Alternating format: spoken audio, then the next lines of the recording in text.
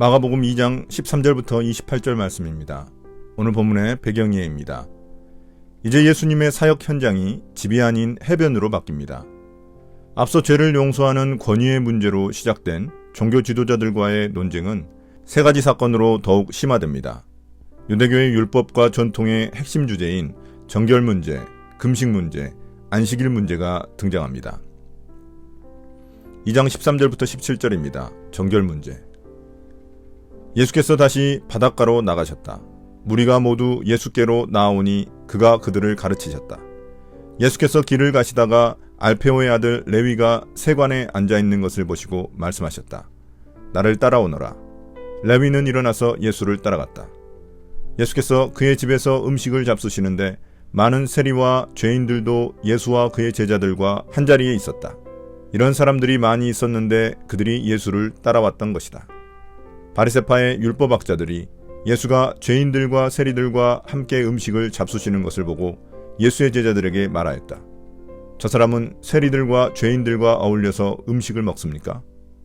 예수께서 그 말을 들으시고 그들에게 말씀하셨다. 건강한 사람에게는 의사가 필요하지 않으나 병든 사람에게는 필요하다. 나는 의인을 부르러 온 것이 아니라 죄인을 부르러 왔다. 먼저 예수님은 바닷가에서 사람들을 가르치신 후 레위를 제자로 부르십니다. 당시 유대인들은 로마의 각종 세금을 낼 뿐만 아니라 종교적인 세금까지 내야만 하는 힘든 삶이었습니다. 레위는 로마에 의해 고용된 세리로서 같은 동족 유대인들에게 각종 세금을 뜯어내는 사람입니다.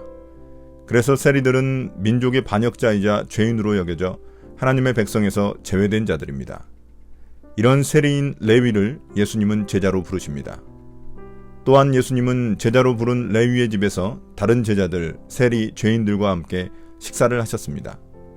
여기서 죄인들이란 율법과 전통을 어긴 사람들이나 불명예스러운 일에 연루된 자들을 부르는 말입니다.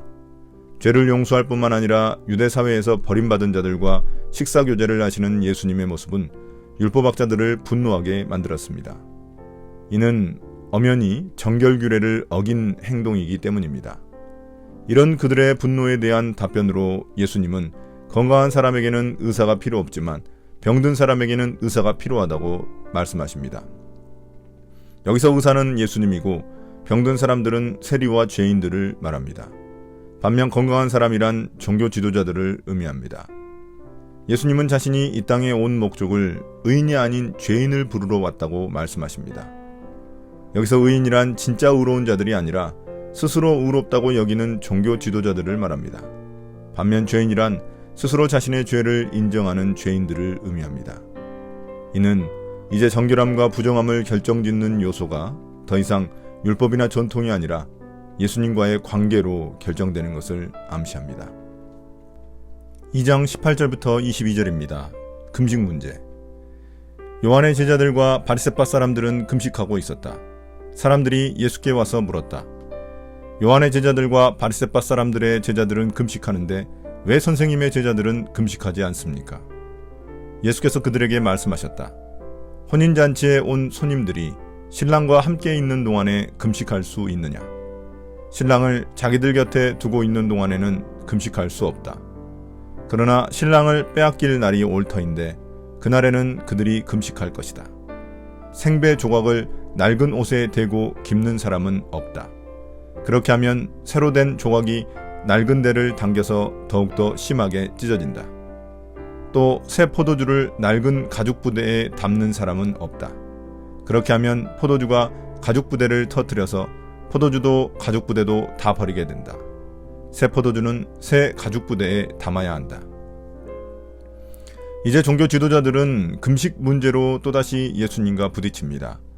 침례 요한의 제자들과 바리새인들은 금식하는데 예수님과 예수님의 제자들은 금식하고 있지 않기 때문입니다. 이에 예수님은 금식하지 않는 이유를 혼인잔치를 비유로 들어 설명하십니다. 혼인잔치는 메시아가 온 새로운 시대의 기쁨을 상징합니다. 이러한 혼인잔치의 신랑, 즉 새로운 메시아 시대의 주인공이 바로 예수님이십니다. 또한 제자들은 혼인잔치에 초대받은 손님들입니다. 이들은 메시아 시대의 예수님을 따르는 하나님의 백성들이라고 말할 수 있습니다.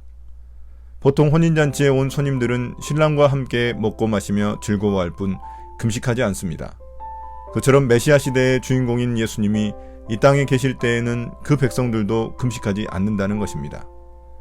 그처럼 메시아 예수님이 오신 이때에는 슬퍼하며 금식할 때가 아니라 죄인들에게 기쁜 소식을 가져온 때라는 점을 강조하는 것입니다.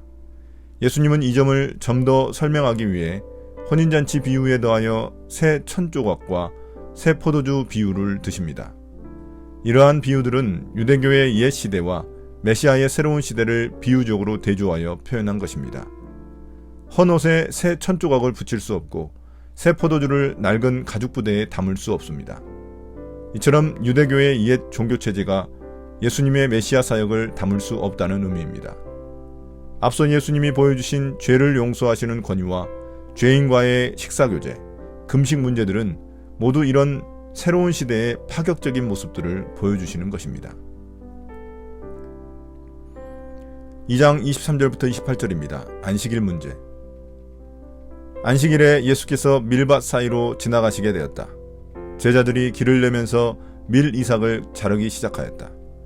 바리새파 사람이 예수께 말하였다. 보십시오.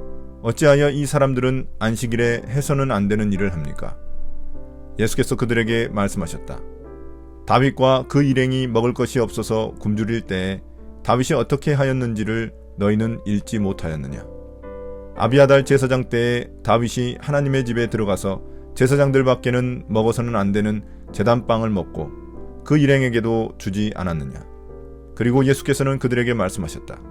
안식일이 사람을 위하여 생긴 것이지 사람이 안식일을 위하여 생긴 것이 아니다. 그러므로 인자는 또한 안식일에도 주인이다. 이제 예수님은 바리새인들과 안식일 문제로 또다시 부딪히게 됩니다. 유대인들에게 안식일을 지키는 것은 각별한 의미가 있습니다. 안식일 준수는 할례와 더불어 유대인들의 정체성을 표현하는 가장 중요한 방식입니다. 안식일에 예수님의 제자들은 밀 이삭을 잘라먹기 시작합니다. 이를 보고 바리새인들이 문제 제기를 합니다. 율법에 따르면 이는 추수행위에 해당하기 때문에 안식일에 금지된 행위입니다.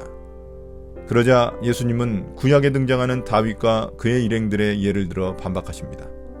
사무엘상 21장 1절부터 6절에 따르면 다윗이 사울에게 쫓겨 노베 대제사장을 찾아갑니다.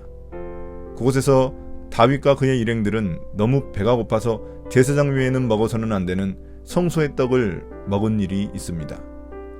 예수님이 이를 예로 드신 이유는 그 당시 사람들을 철저히 통제하던 안식일의 관습을 뒤집어 엎으시기 위해서입니다.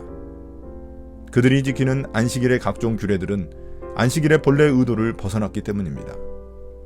예수님은 다윗의 예가 허용되었듯이 안식일의 근본 목적이 사람에게 있다는 점을 강조하십니다. 그러므로 안식일의 주인이신 예수님 역시 안식일의 규례를 초월할 수 있는 것은 당연한 일입니다. 근본적으로 예수님이 가져오신 하나님 나라는 구약의 안식일, 안식년, 희년이 성취된 사건입니다. 예수님을 통해 하나님의 통치를 받아 인간이 참된 안식을 누리게 된 것이 바로 하나님 나라입니다. 오늘의 묵상입니다.